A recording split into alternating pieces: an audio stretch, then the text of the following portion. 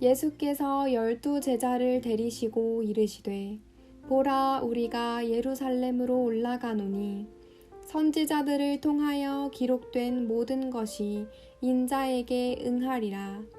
인자가 이방인들에게 넘겨져 희롱을 당하고 능욕을 당하고 침뱉음을 당하겠으며 그들은 채찍질하고 그를 죽일 것이나 그는 3일 만에 살아나리라 하시되 제자들이 이것을 하나도 깨닫지 못하였으니 그 말씀이 감추였으므로 그들이 그 이르신 바를 알지 못하였더라.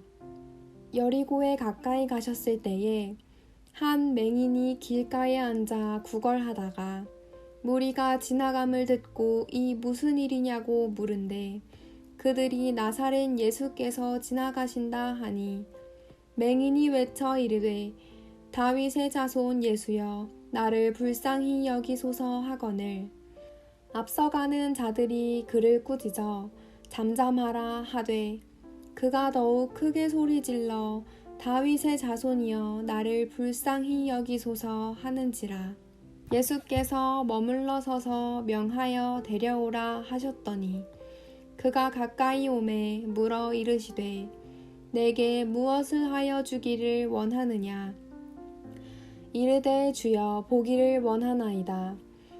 예수께서 그에게 이르시되 보라 내 믿음이 너를 구원하였느니라 하시매 곧 보게 되어 하나님께 영광을 돌리며 예수를 따르니 백성이 다 이를 보고 하나님을 찬양하니라. 아멘.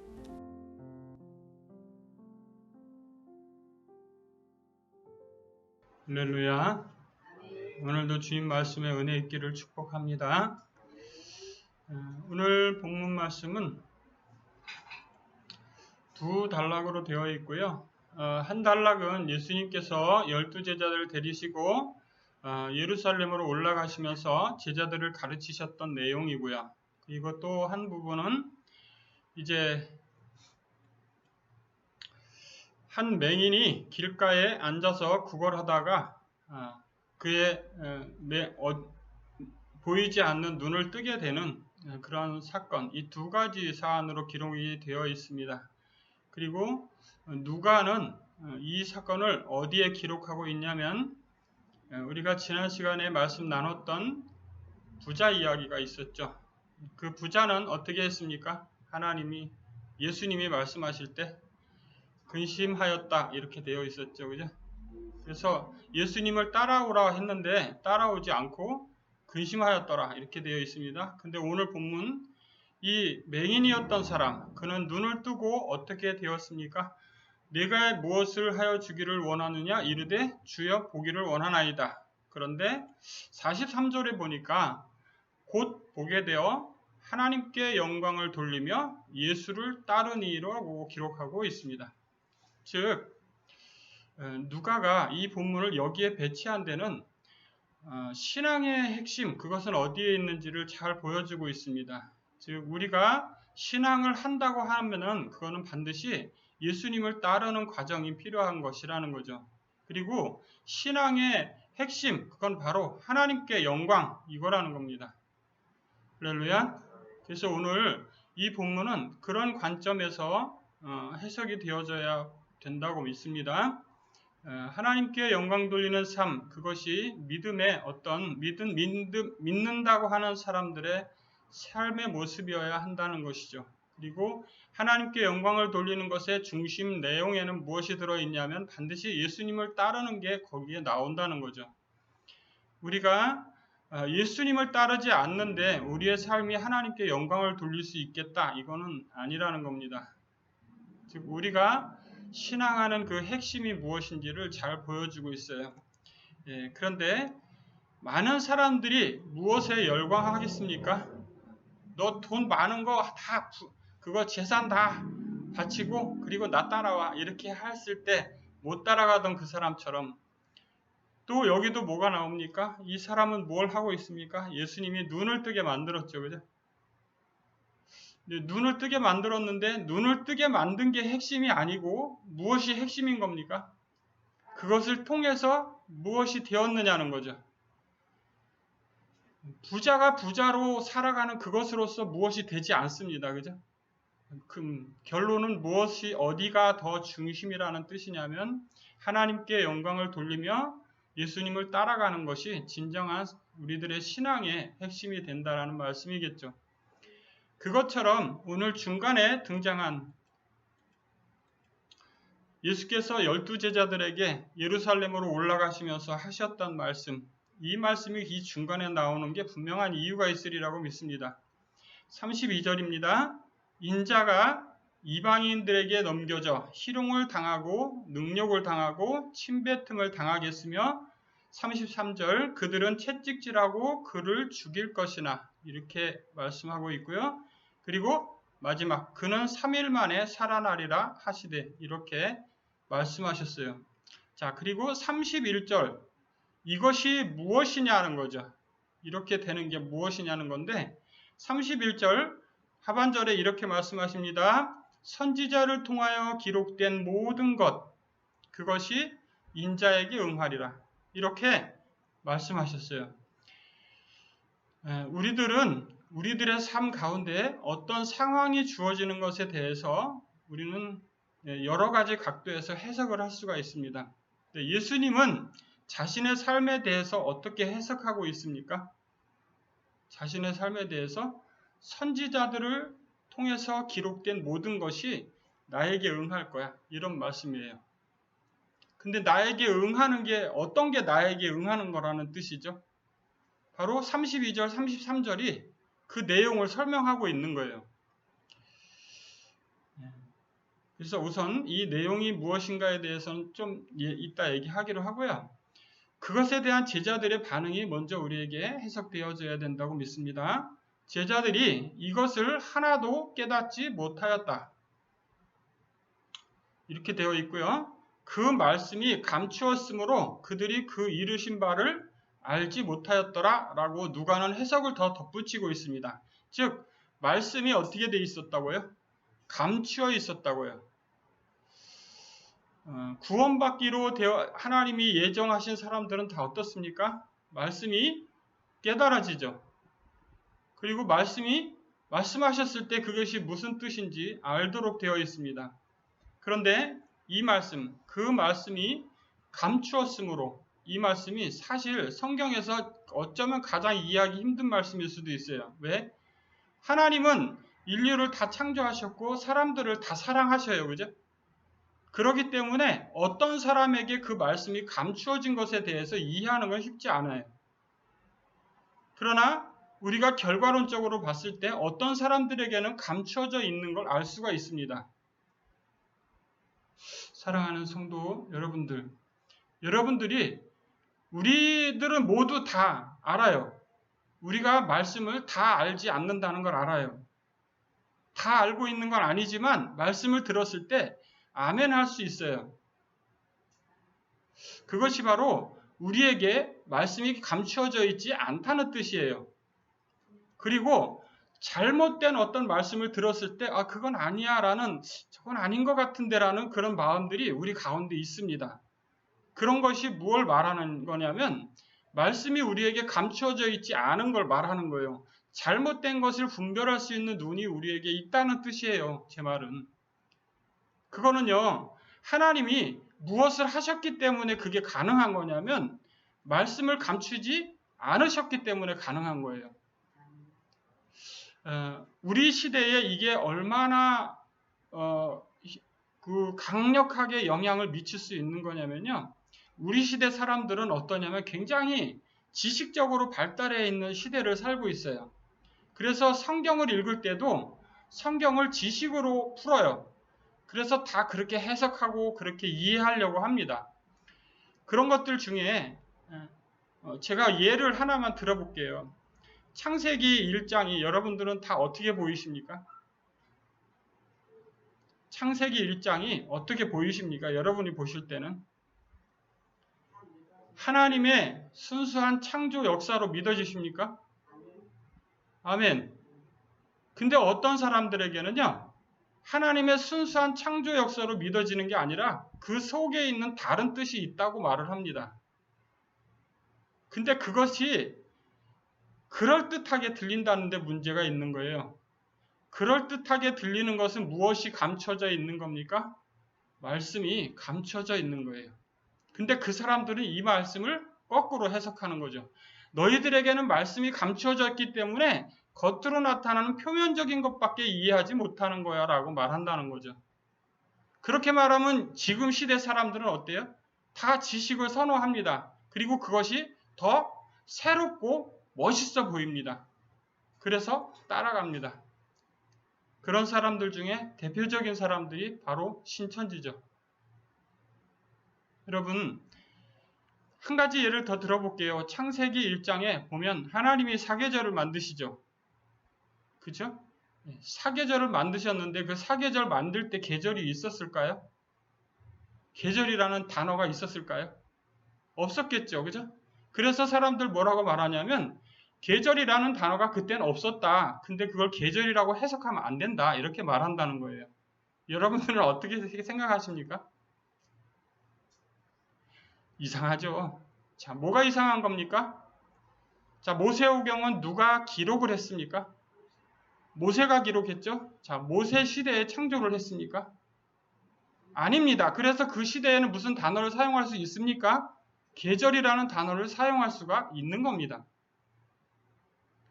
근데 그거를 그럴듯해 보인다는 거죠. 왜? 그때 그 시절에는 없었기 때문에 그렇게 쓰면 안 된다. 그렇게 해석한 거는 잘못된 거라는 거죠.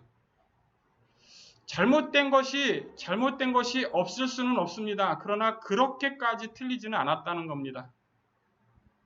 여러분, 우리가 제자들입니다. 근데 예수님이 말씀하시는 말씀을 하나도 깨닫지 못했다라고 기록하고 있습니다. 어떤 사람들 눈에는 성경이 해석이 안 됩니다. 해석이 안 되는 사람들은 왜 그럴까요? 말씀이 감추었기 때문입니다.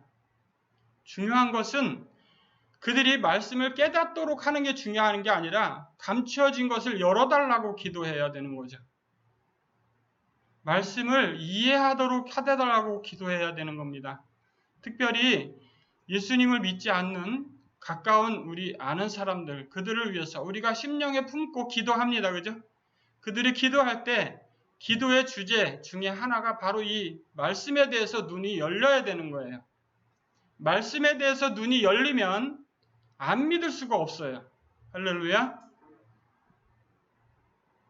우리 많은 사람들이 하나님의 말씀이 성경이 그대로 믿어지지가 않는 거예요. 아니 그런 일이 어떻게 일어날 수가 있어? 라는 거죠. 오늘 본문에 등장하는 제자들도 하나도 깨닫지 못한 이유가 말씀이 감춰져 있었기 때문인데 충격적인 건 이 사람들이 누구라는 거예요? 제자들이라는 거예요.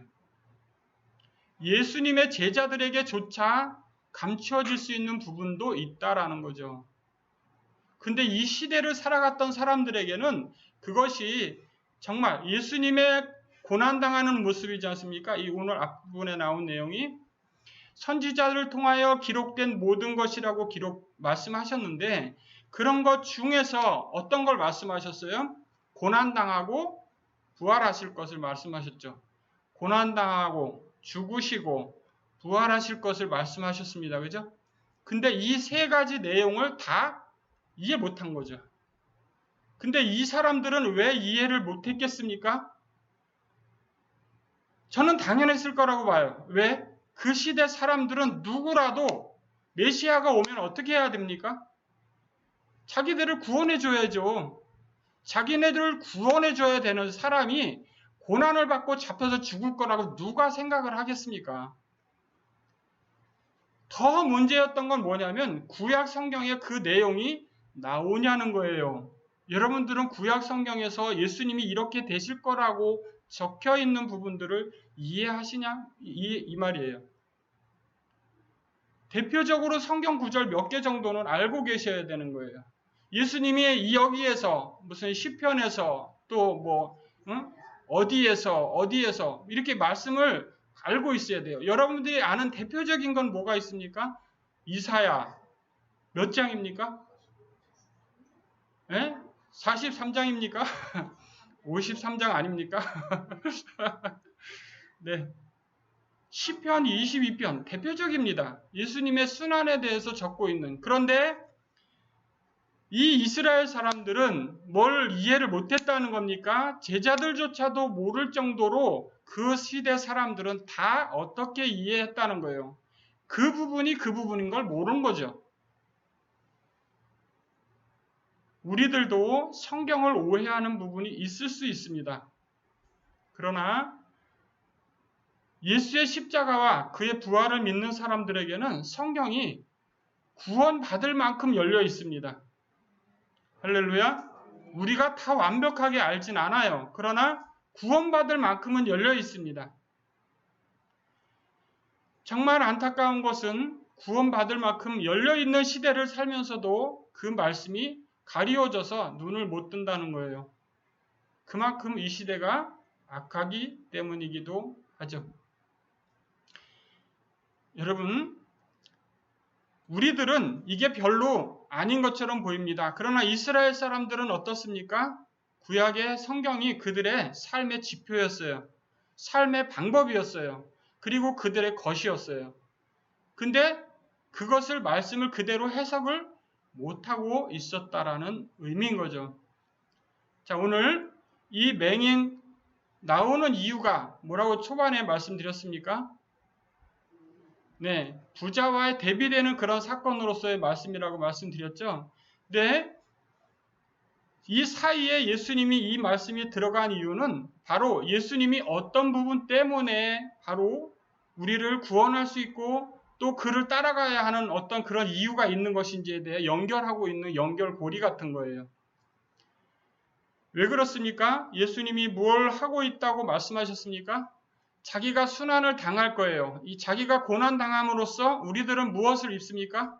그가 채찍에 맞음으로 너희가 나음을 입었나니잖아요. 그러니까 그의 순환당하는 건 무엇을 얻기 위함입니까? 우리가 나음을 입기 위함입니다. 그의 가난해지심은 우리가 어떻게 되기 위함입니까? 부유하게 되기 위함입니다. 그의 죽으심은 무엇을 위함입니까? 우리의 생명을 위함입니다. 할렐루야. 그러니까 그의 죽으심을 이해한다는 것은 너무나 중요한 거예요. 그리고 그의 죽으심으로 인해서 내가 살았다는 걸 이해한다면 무엇을 할 수밖에 없습니까? 따라갈 수밖에 없고 그에게 하나님께 영광 돌리는 길, 그걸 하려고 노력할 수밖에 없어요. 할렐루야. 그래서 이 말씀이 중간에 나와 있는 거라고 믿습니다. 누가는요, 의사였어요. 그래서 그는 굉장히 논리적인 사람이에요. 그렇기 때문에 이 본문은 우리에게 많은 걸 시사해 줍니다. 그리고 그가 3일 만에 다시 살아나리라. 그것처럼 우리도 우리의 부활을 믿습니다. 할렐루야. 우리 신앙의 핵심이 바로 어디에 있습니까? 예수의 순환과 그의 나심과 그의 순환과 그의 죽으심 그리고 그의 부활. 그것이 우리의 신앙의 핵심입니다. 그 신앙의 핵심을 가운데 집어넣고요. 이 맹인은 눈 치료받은 것에 대해서 감사합니다가 나와 있지 않아요. 놀랍습니다. 뭐가 나와 있습니까? 예수께서 지나가신다 하는 소리를 듣고 이 사람이 두 마디를 합니다. 다윗의 자손 예수여 나를 불쌍히 여기소서. 그리고 또 얘기합니다. 주변 사람들의 방해를 무릅쓰고 다윗의 자손이여 나를 불쌍히 여기소서. 이렇게 얘기해요. 이 사람은 왜 자기를 불쌍히 여겨달라고 얘기를 했을까요? 그가 인간적인 소원도 그에게 있고요. 그의 영적인 소원도 그에게 있습니다. 왜요? 예수에 대한 소문에 대해서 그가 알았을 확률이 더 높아요. 왜요? 그렇지 않고는 지나가는 예수님 부를 일이 없죠. 그분이 어떤 분이신지에 대해서 전혀 들은 바가 없다면 부를 일이 없어요. 왜? 그가 뭘 해줄 수 있는 사람인지 모르니까요. 그리고 이 사람은 뭘 하고 있었습니까? 35절 맹인이 길가에 앉아 구걸하다가 라고 기록하고 있어요. 이 사람 직업이 뭡니까? 거지예요. 직업이라고 하기 좀 그렇죠. 그렇지만 길가에 앉아서 구걸하다가 이 사람이 뭡니까? 나면서부터 거지였던지 나면서부터 맹인이었기 때문에 그가 할 수 있는 일은 구걸하는 일 그거 하나였을 거라고 생각하고 이 맹인을 치료한 사건은 성경에 여러 차례 나옵니다. 그죠? 그 맹인을 치료한 이유가 뭡니까? 말씀이 감추어져 있던 것을 보게 하는 거예요. 아멘? 우리들이 눈을 열려야 되는 겁니다. 영적인 눈이 열리지 않으면 말씀이 절대 보이지가 않습니다. 읽어도 무슨 뜻인지 이해가 되지 않는다는 말이에요. 말씀을 읽으면서 우리가 꼭 기억해야 되는 것은 말씀을 읽을 때 이해할 수 있도록 말씀이 감추어진 부분을 해제시켜달라고 기도하셔야 돼요. 그거는 누구에게도 적용되는 겁니까? 복음에 대해서 잘 모르는 사람들에게도 그렇지만 우리들도 그렇다는 거예요. 우리들도 오류에 빠질 수 있는 사람이기 때문이에요. 올바로 감춰지지 않은 제대로 된 예수님이 원하는 그런 말씀의 시각이 우리에게 필요하다는 뜻입니다. 오늘 이렇게 다윗의 자손 예수여 나를 불쌍히 여기소서 이렇게 하는 부르짖음을 듣고 주변에 있는 사람들은 다 어떻게 합니까? 앞서가는 자들이 그를 꾸짖어 잠잠해라 이렇게 얘기합니다. 그런데 더욱 크게 소리질러서 주님을 불렀다라고 기록하고 있어요. 거기에 예수님은 반응을 하신 거예요. 뭐라고 하셨습니까? 데려와라 이렇게. 그리고 그가 가까이 오니까 내게 무엇을 하여 주기를 원하느냐 이렇게 물으십니다. 그리고 이 사람 대답합니다. 주여 보기를 원합니다. 이 보기를 원한다는 말이 그의 맹인이기 때문에 신체적인 눈을 열어달라 그런 기도에도 해당이 되겠지만 앞전에 나왔던 말씀을 열어주십시오. 예수님을 볼 수 있게 해주십시오. 여기에도 해당될 수 있다는 의미입니다. 여러분 보기를 원합니다. 이거는 굉장히 그의 얼마나 간절한 소원이었겠습니까? 그가 인생을 살아가면서 남들이 늘 천대하고 무시하는 그런 거지의 삶을 살면서 그가 얼마나 힘들었겠습니까?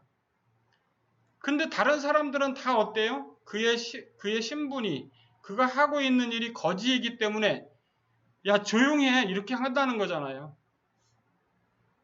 여러분 예수님은 그런 분이 아니시라는 거죠. 주여 보기를 원합니다 하는 이 사람에게 예수님이 말씀하신 답변은 더 충격적이에요. 그게 뭐냐면 보라 내 믿음이 너를 구원하였느니라. 갑자기 웬 구원입니까? 뭐가 나와야 돼요 원래는? 보기를 원하나이다 그랬으니까 답이 뭐여야 됩니까? 너 이제 보게 될 거야. 이거여야지 정상이죠. 근데 예수님 뭐라고 하셨습니까? 내 믿음이 너를 구원하였느니라. 이렇게 말씀하셨어요. 그러니까 이 사람에게는 이미 무엇이 있었습니까? 믿음이 있었어요. 그리고 이 사람은 그 믿음을 통해서 무엇을 받았습니까? 구원을 받았습니다. 즉 구원은 무엇으로 받습니까? 믿음으로 받습니다. 할렐루야. 그것이 우리 성경의 기본 큰 틀에서의 진리 안에 있는 말입니다. 그러니까 예수님은 그가 예수님을 부를 때 뭘 아셨어요? 그 사람의 내면에 있는 믿음의 분량을 보신 거예요. 할렐루야. 우리들의 눈을 열어주시는 것은 하나님이 하시는 일이에요.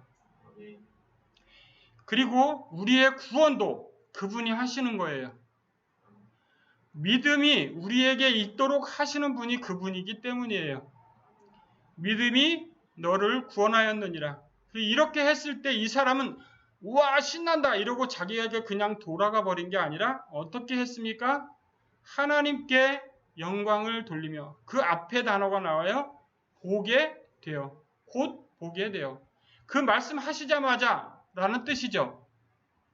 믿음이 너를 구원하였느니라 이 말씀을 하시자마자 곧 보게 되어라는 거예요. 곧 보게 돼서 예수님을 알아보고 그분을 따라갔다 그 말이잖아요. 근데 그분을 따라가는데 그냥 따라간 게 아니라 뭘 했다고요? 하나님께 영광을 돌리며 라고 오늘 말씀하고 있습니다. 우리들의 정말 우리가 구원받은 믿음으로 구원받은 우리라면 우리들의 삶에 정말 중요한 방법, 뭘 하고 살아야 하는 거냐? 우리의 삶이 바로 하나님께 영광을 돌리는 삶이어야 한다는 것이고 그것이 바로 예수를 따라가는 길이겠죠. 사랑하는 성도 여러분, 예수님이 어떤 분이신지를 정확히 알고 있는 우리들은 어떻게 해야 한다라고요? 하나님께 영광을 돌리며 예수를 따르는 삶을 살아야 한다는 거죠. 그렇게 할 때 무슨 일이 일어나냐면요. 마지막 백성이 다 이를 보고 하나님을 찬양하니라. 할렐루야. 우리가 하나님께 영광 돌리는 삶, 예수님을 따라가는 그런 삶, 그런 삶을 살 때 백성들이 다 이를 보고 하나님을 찬양한다는 거죠. 우리가 어떤 사람이 잘못된 길을 가고 있으면 우리의 마음이 어떻습니까? 몹시도 아프죠. 그러나 그가 하나님께 영광을 돌리는 삶을 살고 있으면 우리의 마음이 어떻습니까? 기쁘죠. 그래서 하나님께 찬양을 드리고 싶죠. 하나님께 영광을 돌리고 싶죠. 그것으로서 그렇다는 겁니다. 예수님이 살아가신 그 길에는 자신은 어떤 길을 갈 거라는 걸 선포하셨어요. 고난받고 죽으시고 부활하실 것을 말씀하고 있지만 사실 그것은 무엇을 위한 것이라는 겁니까? 믿음이 있는 그 사람들의 구원을 위한 길이라는 것을 선포하고 계신 거예요. 예수님은 이 여리고에서 이 맹인을 고치시면서 그의 눈 뜬 그것에 초점이 아니라 그것이 초점이 아니라 정말 그의 영혼까지 구원받게 된 놀라운 하나님의 역사를 보여주고 있습니다. 사랑하는 성도 여러분, 우리가 구원받은 성도로서 하루하루 하나님께 우리의 삶이 영광 돌리는 삶이 되기를 원하고 또 예수를 따르는 그런 삶이 되기를 진심으로 축복합니다. 기도하겠습니다. 거룩하신 하나님, 참으로 주님의 은혜 얼마나 감사한지 모릅니다. 주님이 이 땅에 오시고 또한 고난당하시고 그리고 또한 죽으시고 부활하시고 이 모든 하신 일들이 선지자들이 말한 그대로 다 우리에게 역사 가운데 이루어진 줄을 믿습니다. 그것을 믿음으로 구원을 얻게 된 우리들의 삶이 또 한 주간 살아갈 때에 하나님께 영광 그리고 온전히 주님을 따라가는 그런 삶이 될 수 있도록 인도하여 주시옵소서. 예수님의 이름으로 축복하고 기도합니다. 아멘.